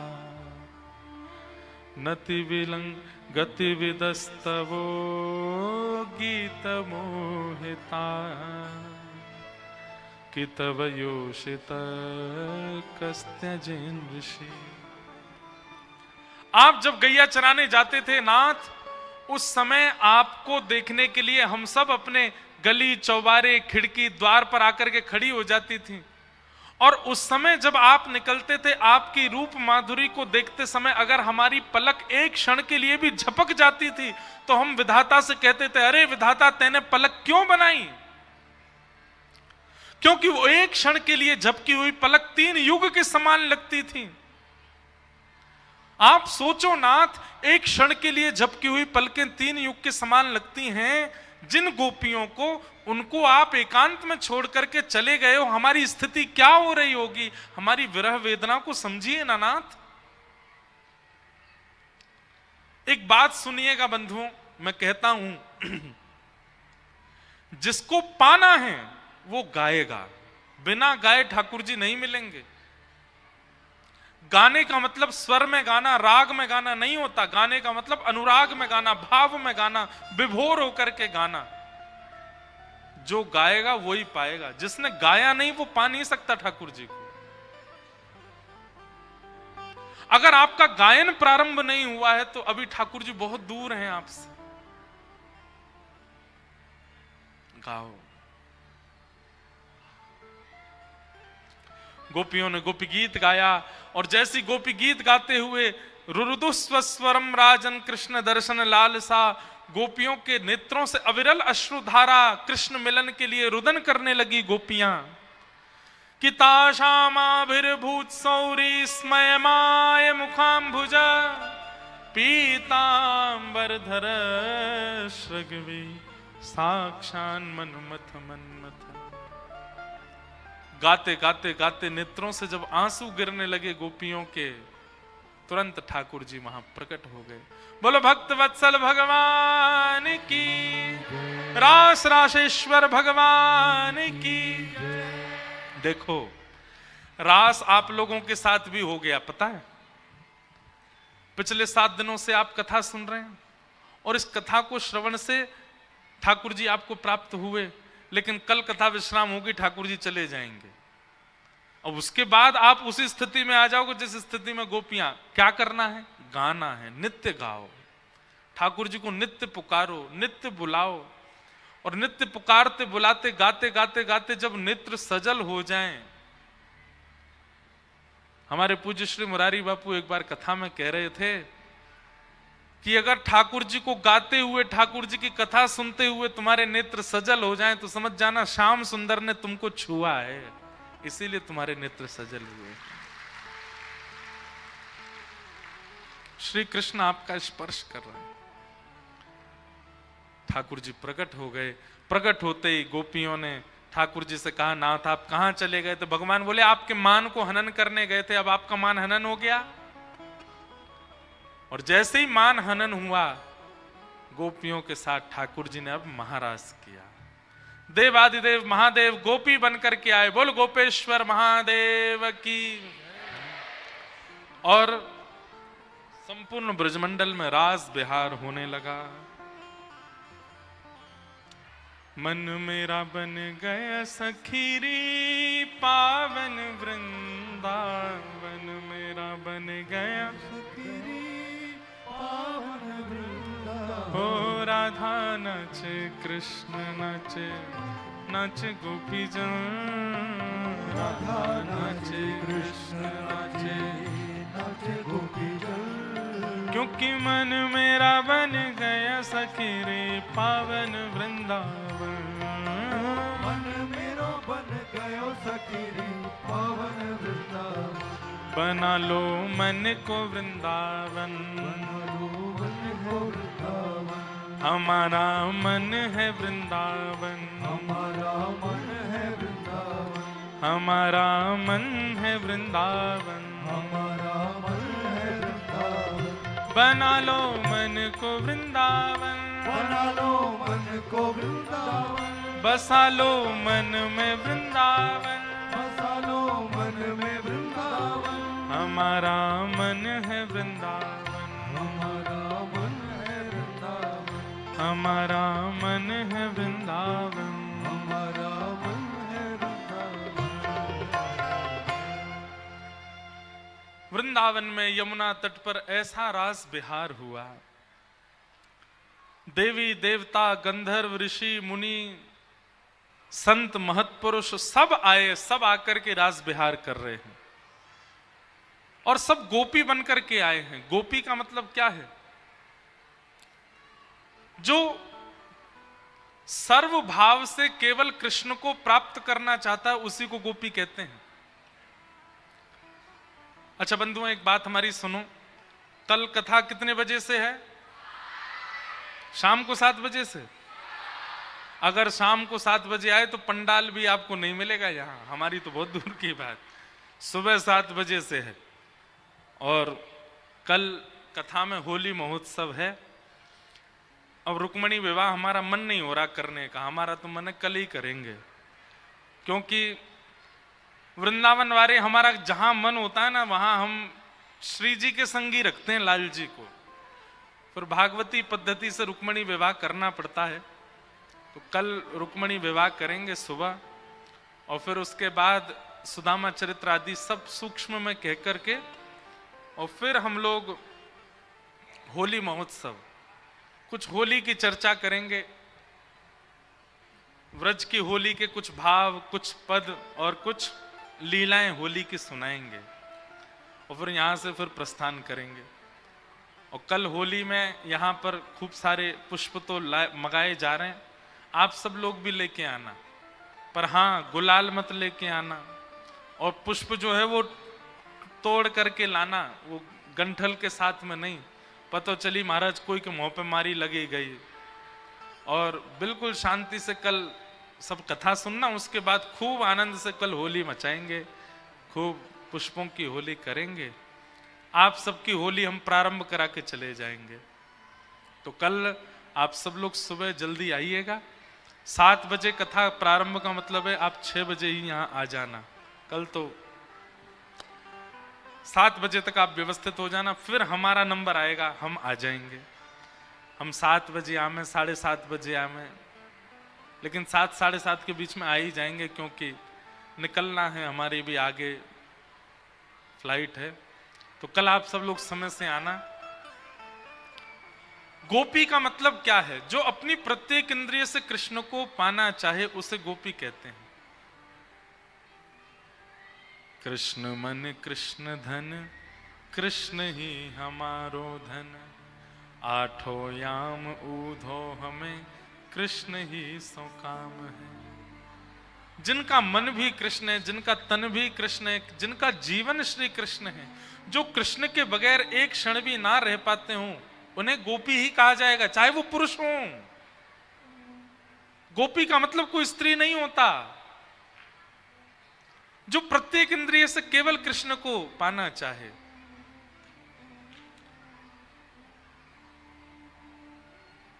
दर्शन को नैना तपे, वचन सुनन को कान, मिलवे को हियरा तपे, हिय के जीवन प्राण। गोवर्धन वासी साबरे, तुम बिन रहो न जाए। गिरिराज लढ़ते लाढ़ले, तुम बिन रहो न जाए। जिनका ये पद है चतुर्भुज दास जी, उनके गुरुजी ने आज्ञा की कि चलो चतुर्भुज दास द्वारिका चल रहे हैं दर्शन करने के लिए। गोवर्धन में रहते थे। विचार कीजिएगा बंधुओं, इसे गोपी कहते हैं जिस स्थिति को हम बताने जा रहे हैं। जैसे गुरुदेव ने कहा कि द्वारिका जाना है, सुनते ही व्याकुल हो गए और श्री गिरिराज जी को, श्री गिरधर लाल जी को, गोवर्धन नाथ जी को देखने लगे और सोचने लगे, हे नाथ, मैं आपको छोड़कर के कैसे जाऊं? मैं आपके बगैर कैसे रहूंगा? सीधी स्पष्ट भाषा में बोल दें तो जिस प्रकार श्वास के बिना, जल के बिना मानव नहीं जी सकता, ऐसे कृष्ण के बिना ना जी पाए, वो गोपी है। उसे गोपी कहते हैं।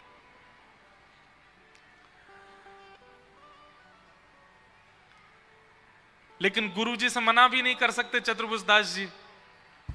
मन में सोचने लगे अब क्या करूं, तो रात भर ठाकुर जी के चरण दबाते रहे, हे लाल जी आप तो सर्व सामर्थ्यवान हो, इंद्र से कह दो इतनी जोर की वर्षा करे कि गुरुजी जाना स्थगित कर दें। अच्छा इंद्र कहीं व्यस्त हो तो आप तो भूमि के भी स्वामी, भूमि से कह दो भूकंप आ जाए, इतनी जोर का भूकंप आए गुरुजी जाने से रुक जाएं। आप पवन देव से कह दो इतनी जोर की आंधी चला दें गुरु जाने से रुक जाए। मैं तो मना नहीं कर सकता, गुरु आज्ञा तो मानूंगा। देखिए गुरु की आज्ञा के प्रति भी निष्ठा है और जाना भी नहीं है ठाकुर जी को छोड़ के। ठाकुर जी को लोभ देने लगे, ठाकुर जी बढ़िया वाले लड्डू बना के खिलवाऊंगा, आप कैसे भी करके गुरु जी को रोक लो, मैं आपके बगैर नहीं रह पाऊंगा, मैं आपसे दूर नहीं जा पाऊंगा। लेकिन ठाकुर जी तो हमारे वही है ना, देता है कन्हाई जिसे प्रेम की दशा, सब विधि उसकी लेता है परीक्षा। ठाकुर जी परीक्षा लेने में पीछे नहीं हटते। ज्यों ज्यों चतुर्भुज दास जी प्रार्थना कर रहे हैं कि नाथ मोह अपने से दूर मत करो, त्यों त्यों ठाकुर जी और बढ़िया मौसम कर रहे हैं। बादल छट गए महाराज, हवा भी धीमी धीमी बह रही है। चतुर्भुज दास जी बोले नहीं मानोगे, योजना बनवाई दोगे कि गुरुजी ले जाएं अपने संग। बार बार घूम घूम के ठाकुर जी को देख रहे हैं, लेकिन ठाकुर जी खड़े चुपचाप। गुरुजी ने कहा चलो चतुर्भुज दास सामान उठाओ, चलो द्वारिका यात्रा पर। जाने लगे। अब सोचो स्थिति कैसी है उनकी, हृदय कांप रहा है, कैसे रहूंगा मैं बिना इनको देखे।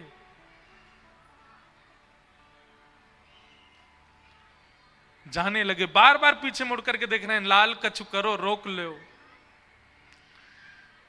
लेकिन गुरुजी चलते जा रहे हैं, चतुर्भुज दास जी संग जा रहे हैं। जब तक मंदिर का द्वार दिखता रहा तब तक ठीक था हृदय। थोड़ी दूर चले गए, मंदिर का शिखर दिखने लगा, तब तक भी ठीक था। ध्वजा दिखने लगी तब तक भी ठीक था। गिरिराज पर्वत जितनी दूर से दिख रहा था तब तक भी ठीक रहा। लेकिन जैसे ही इतनी दूरी हुई कि गिरिराज जी दिखने बंद हो गए, चतुर्भुज दास जी ने पीछे मुड़ करके देखा, जैसे पर्वत दिखना बंद हुआ वहीं मूर्छित होकर के गिर पड़े। एक पग भी आगे बढ़ नहीं पाए। गुरुजी ने छींटे मारे जल के, जैसे तैसे होश में आए। होश में आते ही गुरुजी ने गोद में, चतुर्भुज दास क्या हुआ? तो चतुर्भुज दास जी ने पहला पद क्या गाया, किते दिन हुए जू गए बिन देखे, किते दिन हुए जू गए बिन देखे। चतुर्भुज दास जी क्या कह रहे हैं? बोले पता नहीं कितने दिन हो गए बिना इनको देखे हुए।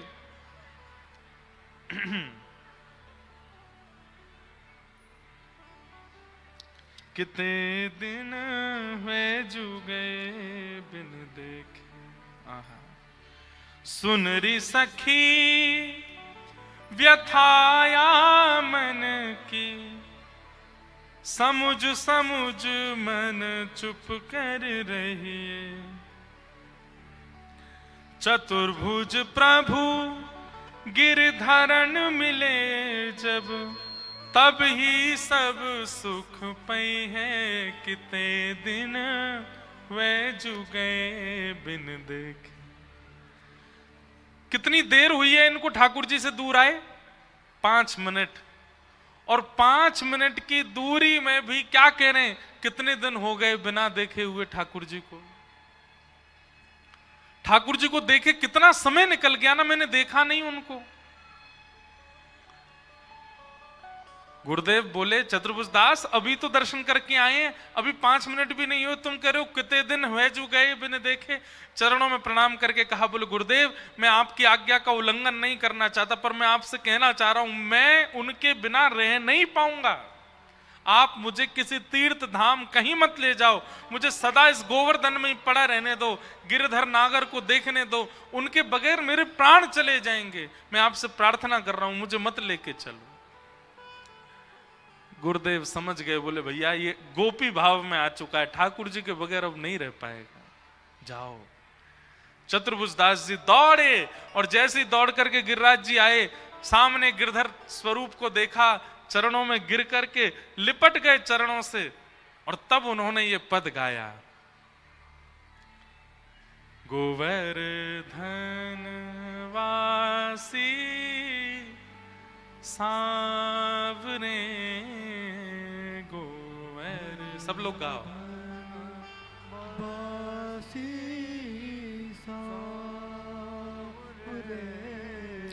लाल तुम बिन रयो न जाए,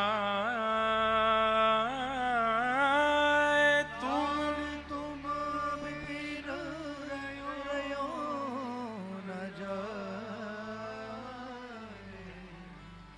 गोवर्धन वासी सांवरे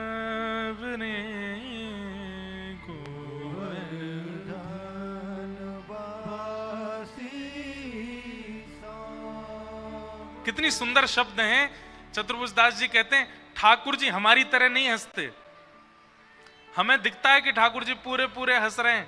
बोले नहीं, ठाकुर जी को जब प्रत्यक्ष में देखो कैसे हंसते हैं, बोले बंक चितई मुस्काए, आधे मुस्काते हैं बस, केवल इतना ही गाल पीछे जाता है ठाकुर जी, आधे मुस्काते हैं पूरे नहीं।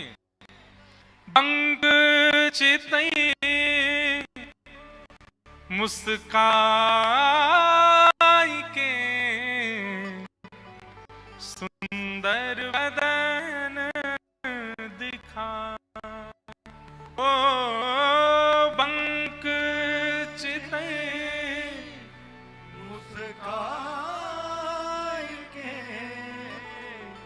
सुंदर बदन दिखा। ठाकुर जी आपकी उस बांकी मुस्कान और आपके उस रूप मधुर को देखने के लिए मेरे नेत्र कैसे हैं। लोचन तड़फे मीन जो, जैसे बिना जल की मछली तड़पती है, ऐसे मेरे नेत्र तड़पते हैं आपको देखने के लिए।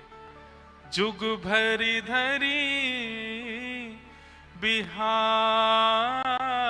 रे गोवर्धन वासी सांवरे गोवर्धन वासी ये है गोपी की स्थिति, इसको गोपी कहते हैं। गोपी कोई पुरुष नहीं, स्त्री नहीं है, इस प्रकार की भावना जिसकी बन चुकी है ठाकुर जी के लिए, वो गोपी जो एक क्षण रह ना पाए उनके बिना।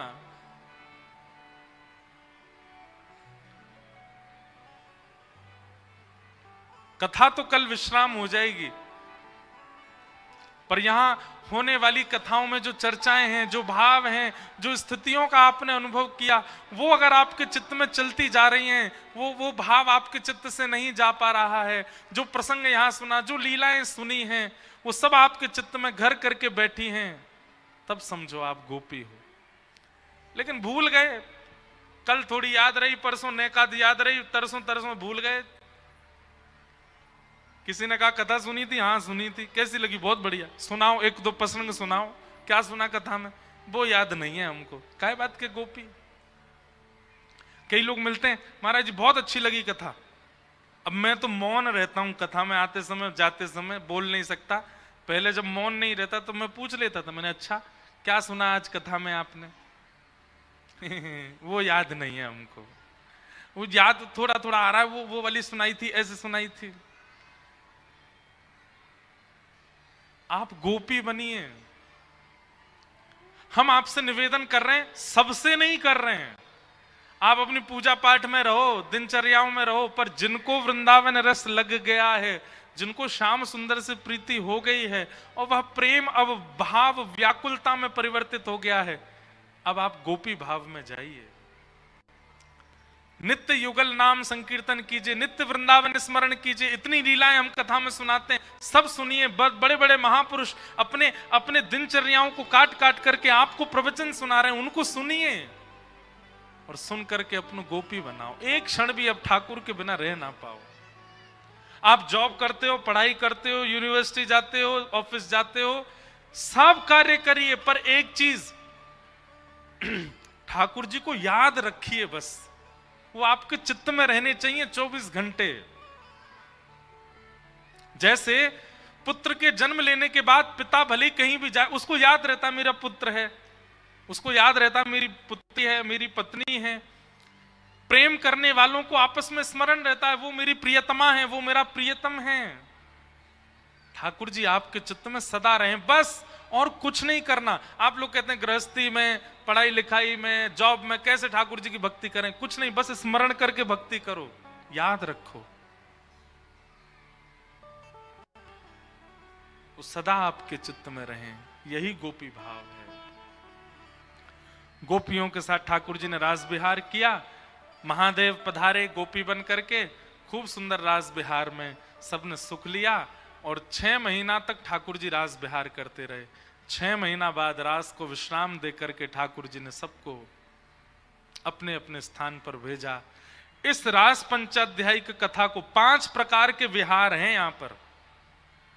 जल विहार, कुंज विहार, निकुंज विहार, पर्वत विहार और थल विहार। 4-5 प्रकार के विहार हैं रास में। ठाकुर जी ने जल में भी क्रीड़ा की, हमने सुनाई है कई बार नौका विहार की लीला, ठाकुर जी कैसे नौका विहार करते हैं, वो भी रास है। थल विहार मतलब बगीचान में सुंदर एक मैदान में ठाकुर जी सब गोपिन के संग रास विहार कर रहे हैं। कुंज विहार, निकुंज विहार। कुंज विहार कौन सा है? जहां पर सब सखियां, सब गोपियां और ठाकुर जी राधा रानी हैं। निकुंज विहार कौन सा है? जहां पर केवल श्याम सुंदर किशोरी जी और किशोरी जी की अष्ट सखियां हैं, वो निकुंज विहार। निवृत्त निकुंज विहार में केवल श्याम सुंदर और कृष्ण और कोई भी नहीं है। पर्वत विहार मतलब गिरिराज जी पर कर रहे विहार।